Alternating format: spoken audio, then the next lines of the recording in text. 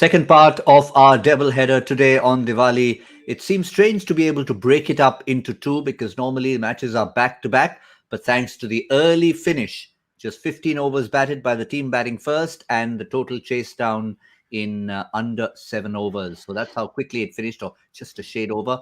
So we have a bit of a break, and now we're all set for evening action between the West Indies and Sri Lanka, coming to you from Abu Dhabi.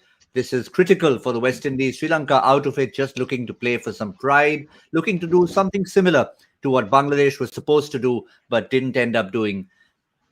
I'd like to first say a quick hello to Joy Bhattacharya as he joins me for the evening game. Joy, big for the West Indies because they play Australia next. This is the one they want to sort of get out of the way first.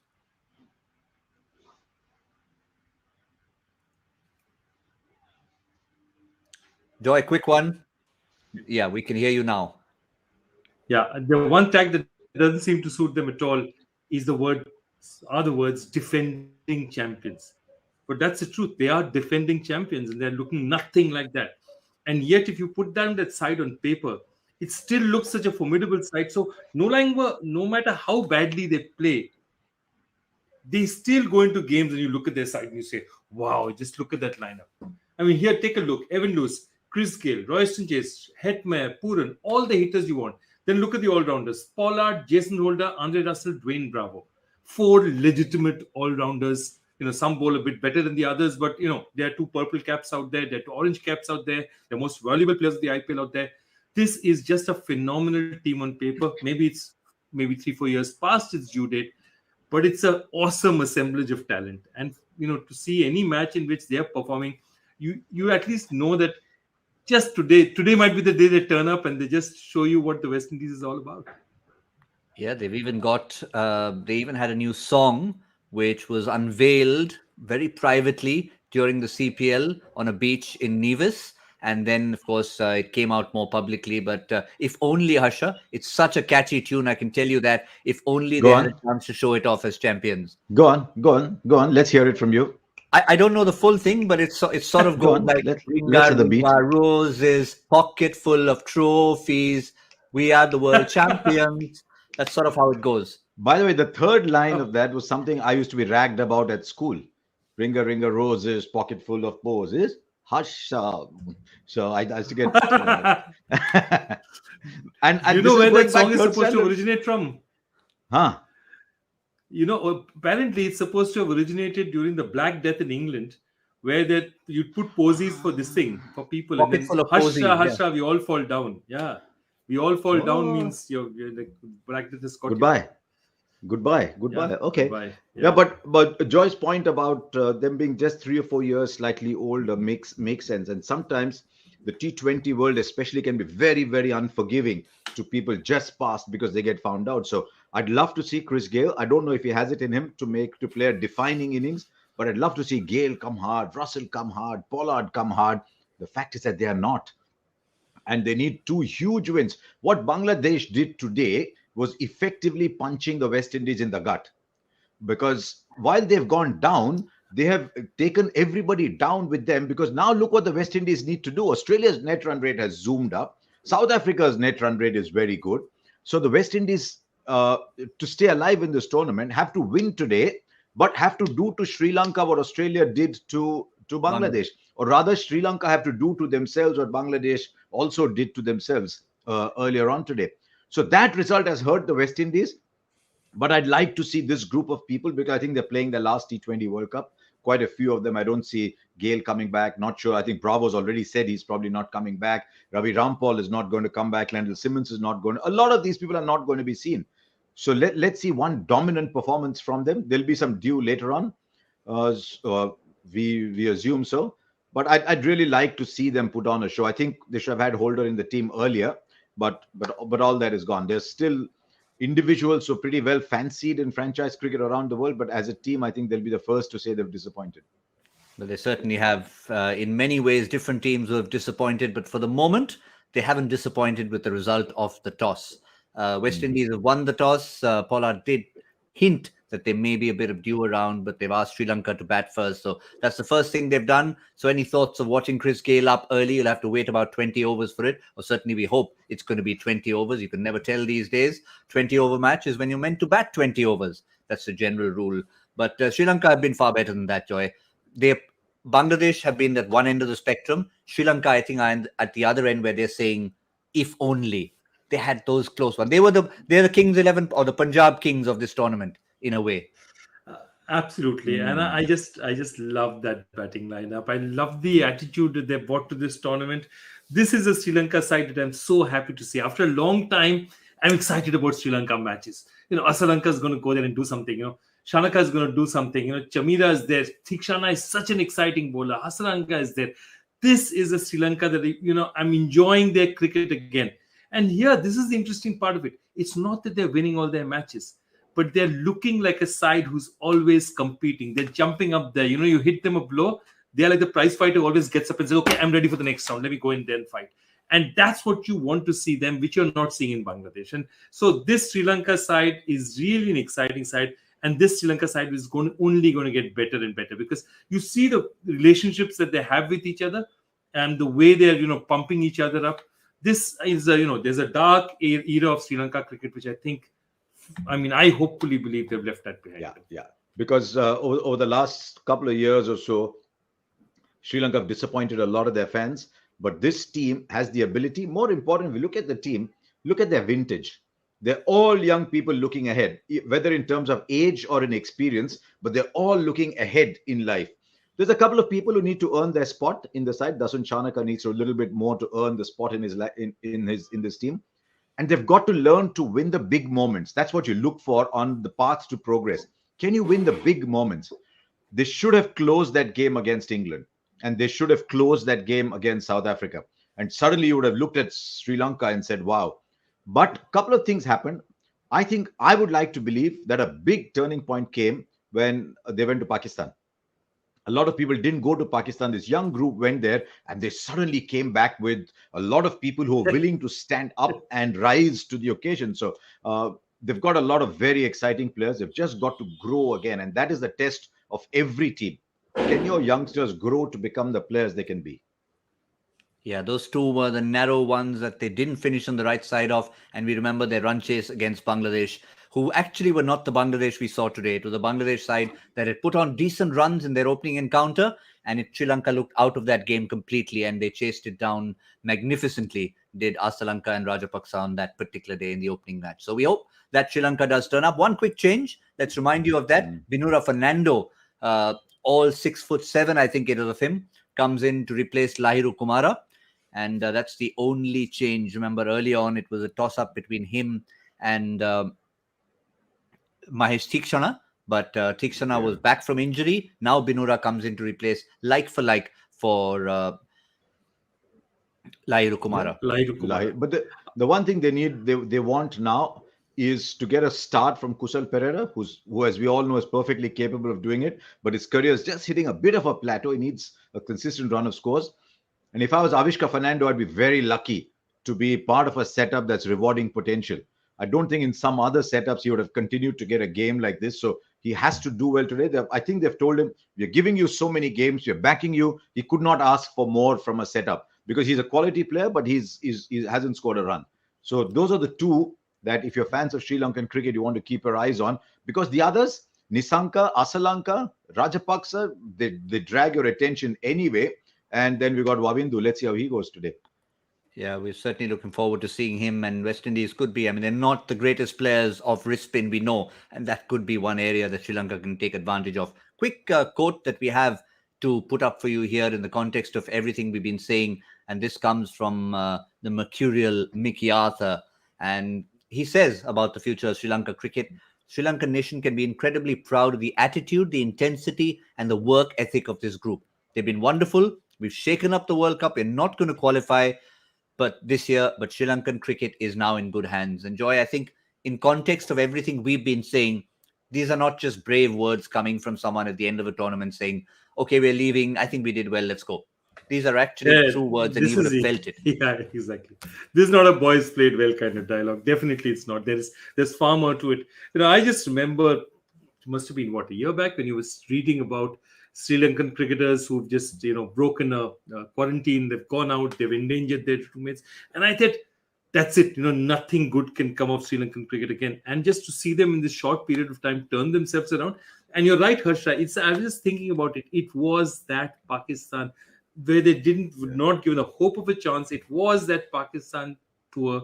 And sometimes the best things happen when nobody gives you a ghost of a chance. There's no pressure on you. But yeah, I really like it. And I feel that they've done well by backing them. Chandimal is their most experienced bat, but they're not playing Dinesh Chandimal. They're saying, we're going with this young set. We are done with, Angelo Matthews. We're done with Chandimal. These are the people we are going to build our core around. There's just one thing about that statement from Mickey Arthur. I think they've drawn a lot of attention towards themselves. I think a lot of people admire the talent in that side. I'm not sure they've shaken up the tournament. So that's something that you say to your teammates. That line is aimed at the cricket fan and at the cricket player in Sri Lanka. But today is a big opportunity for them to go past the West Indies. The reason I was concerned about Sri Lanka were two, threefold. One was all that was happening with the contracts. When you start to have trouble outside the playing field, it starts to get reflected on inside the playing field. The anti-corruption was reporting more, had set up an office there. They were reporting more in Sri Lanka than in other places, which hurt me enormously. Even though I don't have a stake in Sri Lankan cricket, it hurt me because I'd met so many lovely old world cricket lovers in Sri Lanka. So I'm glad to see that the attention is moving away from what is happening off the field to what is happening on the field. And I hope the likes of Asalanka and Rajapaksa and Nisanka and Hasaranga and Chamira, I hope they get a long run to get to show that they can play, because I think this team can actually go and play in Sri Lanka. I'm not sure about Bangladesh, but I think this team can go and play, in Australia. Yeah, and I think the man to lead the way, all-rounder, we can't say that of too many players in this tournament. There have been some who have maybe performed in one way, but not the other. He's one of your classic 50-50 all-rounders, Joy. Got an opportunity early in the tournament. He was told, you're going to bat further up the order. So he's getting an opportunity and he's returning the favor. Sorry, who's that? Wanindo Hasaranga. You're talking about Hasaranga. Yeah, okay, fine. Because there are quite a few on that side who are capable of batting.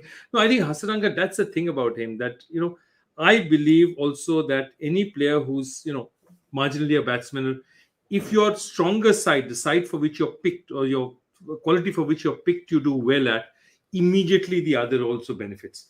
And if you look at these numbers, 7 matches, 14 wickets, a strike rate of 11, forget the strike rate, the economy rate is something that you'll be looking at. And of course, a lot of that is coming from playing against associate sides, in the early part of the tournament.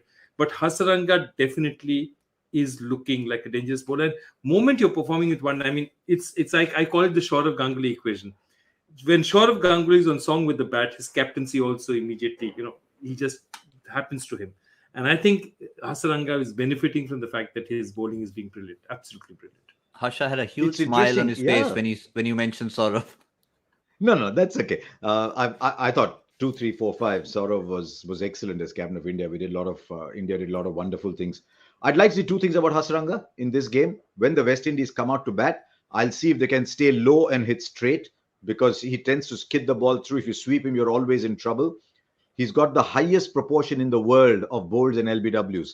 That's because he bowls so straight. He hardly ever bowls a leg break. He bowls a wrong gun in the skidder. So that's one thing I'll be looking at, to see if the West Indies have done their homework and go straight against him rather than sweep. And he sees himself as a batsman, Joy. He sees himself the other way around. I think his bowling has come up so much that it'll be slightly difficult to go by his own assessment that he's a batting all-rounder, because he tends to go and slog too much. He's a better batsman than that. He just goes boom, boom, boom early on. I think he's a better batsman. I think he'll settle at number 6. That is where I see Hasaranga going. At the moment, his numbers and performance are suggesting that he's bowler first, batsman second. But see the batting above Shanaka. They also believe that he can develop into the batting all-rounder he believes he is.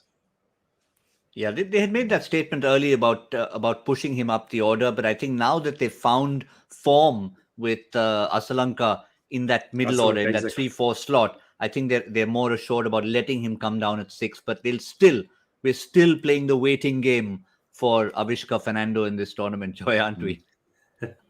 Avishka Fernando, again, a huge talent. And when he first started, when he burst on the scene, he was absolutely spectacular. And then he just, as I said, even when he plays small innings, he gives you that The way he bats, and it's a very Mm. Mahela Jayawardene kind of thing. He gives you the look that he's playing well. He never looks out of touch, but he's just not getting runs. And at the end of the day, that's what's most important to them. I mean, Yeah. when he first saw, I thought he was one of the most exciting cricketers in international cricket when he Yeah. first. And yet his T20I record is extraordinarily poor. You look at the player and you look at the record.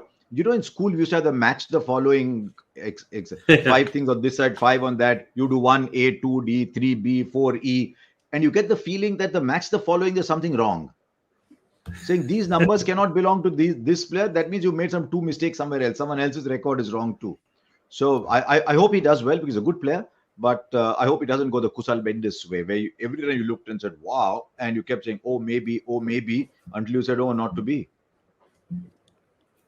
Yeah, but quick talk about Jason Holder. Again, I think it was Michael Vaughan who was on the show the other day, and he said unequivocally it's the worst non-selection of the entire tournament. We've had a few players left out from various teams, but of them, Jason Holder not being in the starting 15 for the West Indies. Forget 11. He was not in the starting 15. He travelled as a reserve and came in only because of the Obaid McCoy injury. He's in there now. He's not going anywhere. And I think he's going to play a key role both with bat and ball. I mean, he gives you 4 overs. I think they still bat him too low down the order, Harsha. I sort of just waved to him and said, batting at 5. He said, spread the message. But he's got a little sense of humor. I'm just trying to see where can he bat, because they back Puran and Hetmeyer so much. Then there's Pollard. So can he? Then there's Russell. So can he interchange with Russell? That already Russell's getting too few balls to play if he's batting at 7. So therefore, where does he bat? Does he bat at 8 then? The other day, Bravo walked in ahead of him. So maybe 8, but he's perfectly capable of batting anywhere. And because they bat so deep, you want to see the West Indies go hell for leather at the start and not chew up deliveries, because they've got batting all the way down to number 9. It's an aspect of their cricket that's been underutilized. We now have a new phrase for it, Harsha. It's called the Lendl Simmons.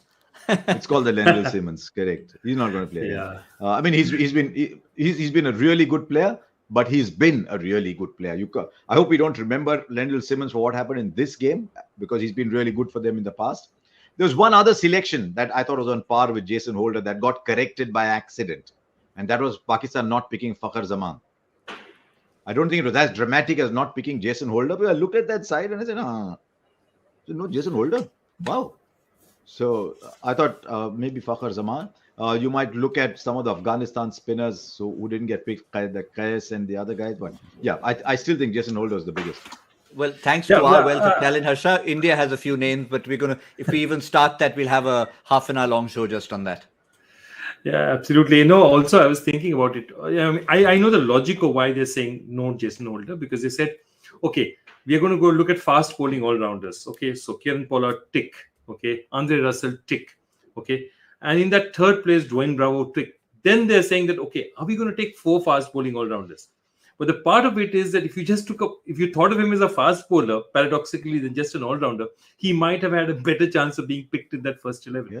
Because he was competing in a positioning where 3 other people are being written in. And that's also the reason Carlos Brathwaite's not getting a game. I mean, his record has not been great either. Okay. There were 2 people who missed out. Brathwaite possibly, as Harsha said, because of his record, and Odean Smith. Remember that name for the future. Everybody I've been speaking to, and here it is on Cricbuzz, now Gautam said it, everybody here that I've been speaking to, the other commentators, everybody, they say Odean Smith not being in this side is a colossal blunder. I've not seen enough of Odean Smith to be able to back up that comment, but everybody is talking about Odean Smith as the next big thing from the Caribbean. He is, as I said, that's why I used the phrase, remember the name again, because every time he walked out to play, it wasn't one flash in the pan innings. For a long time, Brathwaite hung on to those 4 sixes, and he could have made a house based on that. But Odean Smith was not that. Every time he's come through the system, he's come through the ranks, and he delivers every single time. He's quick when he bowls. He can bat and biff it out of the ground as hard as you want to. Very safe fielder, and it was he just missed out. As Joy said, one of the reasons he missed out was because of the slot. They didn't think of him as just a bowler or just a lower order hitter. He missed out because he was trying to compete with a Russell, a Bravo, and of course Kieran Pollard, the captain. But he'll get his share. Odean Smith will be back, as I said.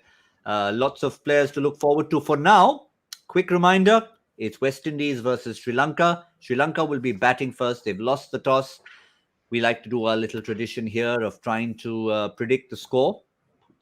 By the way, Harsha, since you did remind me, 63, 65 in the previous game. We didn't have time to talk about it then. I thought I'll slip it in right now. 65 in the power play is what I said, which sounded ridiculous at the time. Australia got 63. Are you going roundabout saying you won? So next time, just send a little note across or a WhatsApp message, and Joy and me will bring it up so it doesn't look like. No, it's okay. More likely, he'll put it up on the advertising hoarding in Gurgaon. He'll put it out the advertising order. I won it. There you go. Start today. Sri Lanka, Zayed Stadium, Abu Dhabi. Yes. How much? How many? Go on. You're the defending champion. Oh, defending champion. Okay, I got to go first. Okay, fine. 142. Okay. 151.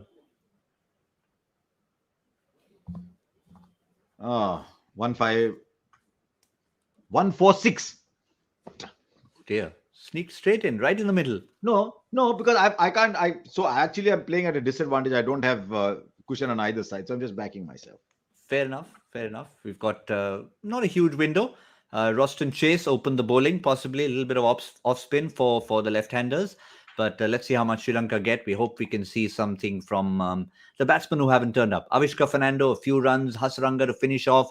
A good challenge for the West Indies. And then them to entertain us with the likes of Chris Gale again, who we haven't seen enough of. So hopefully, whatever happens, plenty of entertainment from a neutral perspective, and the West Indies to chase that net run rate. That's what they need to do. That's all we have on Cricbuzz Live. We'll see all of you in 10 overs time, just under 10 overs time on Cricbuzz Combox. Until then, see you soon.